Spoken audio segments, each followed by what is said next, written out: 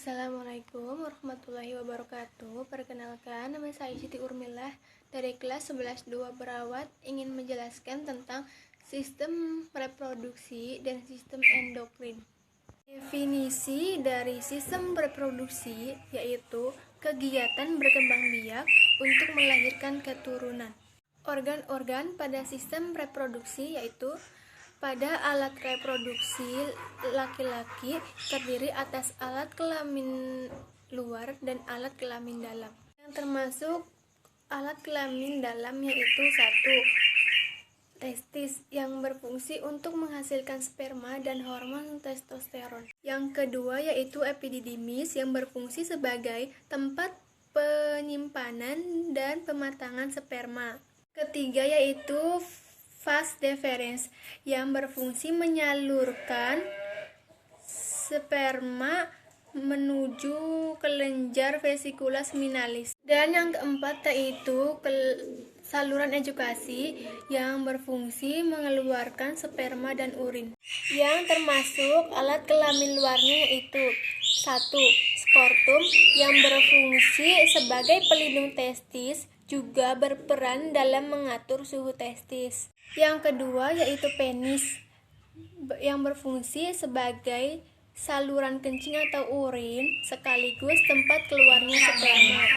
Organ reproduksi pada perempuan juga terdiri dari alat kelamin dalam dan alat kelamin luar.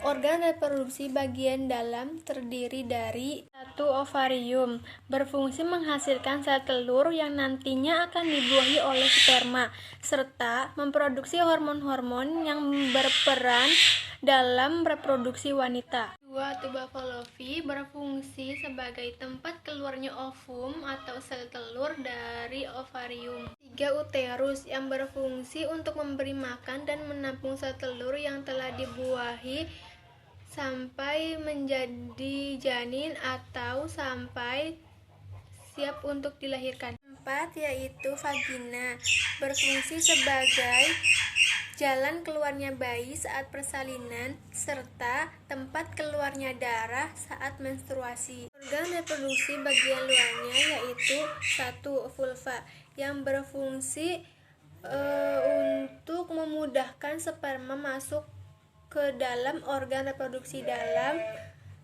melindunginya dari organisme penyebab infeksi.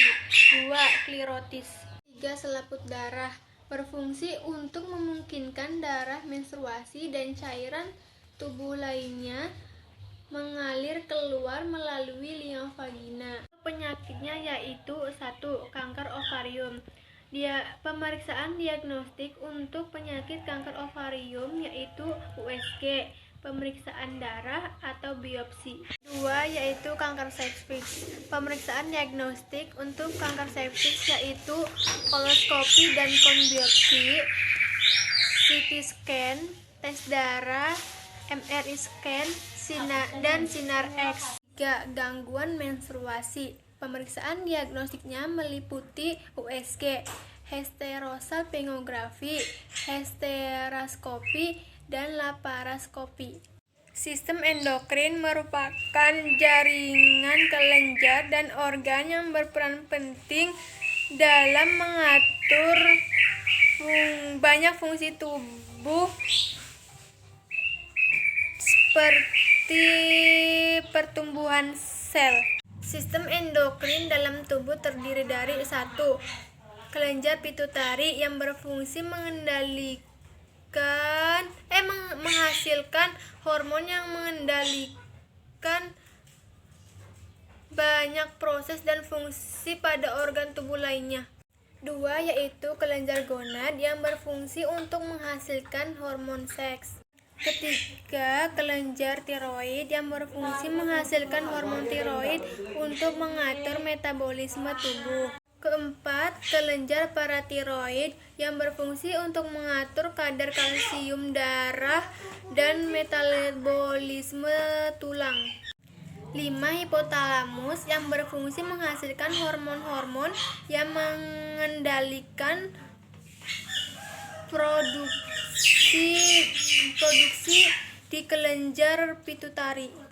6. Kelenjar adrenal yang berfungsi memproduksi hormon yang mengatur metabolisme, sistem pertahanan tubuh, dan tekanan darah.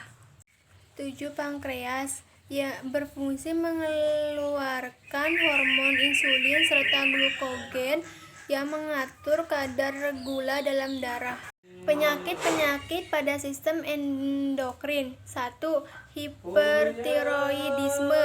Pemeriksaan diagnostiknya yaitu USG, CT scan, dan MRI, serta tes darah.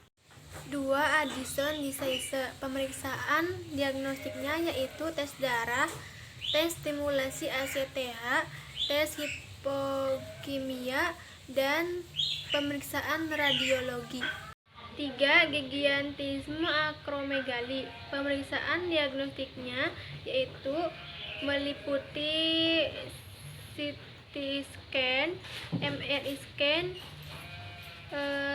tes darah, dan terapi radiasi. Mungkin hanya itu saja yang bisa saya jelaskan, kurang lebihnya mohon maaf. Wassalamualaikum warahmatullahi wabarakatuh. Terima kasih.